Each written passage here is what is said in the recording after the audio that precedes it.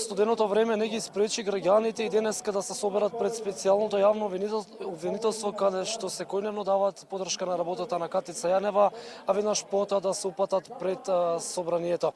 Во моментов тие се наоѓаат пред собранието на Република Македонија каде што упатуваат апел до владата да ги одложи предвремените парламентарни избори кои што се закажани за 5 јуни. Како и вообичаено, така и денеска тие испишуваат пораки на булеварите во центарот на Скопје.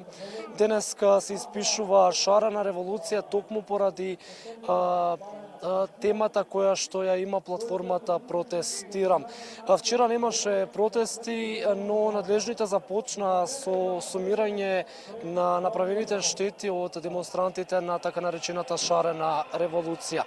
Според првичните и неофицијални информации кои што се шпекулираат во јавноста, штетите на спомениците и на објектите кои што се демолирани од платформата Протестирам може да се искачат и над 200.000 евра. За сега нема судири со полицијата овде во центарот на градот е мирно и нема демолирање на нова фасада. Но ноќта е долга, овој протест продолжува и понатаму, затоа ние остануваме овде во центарот на Скопје да ја следиме состојбата.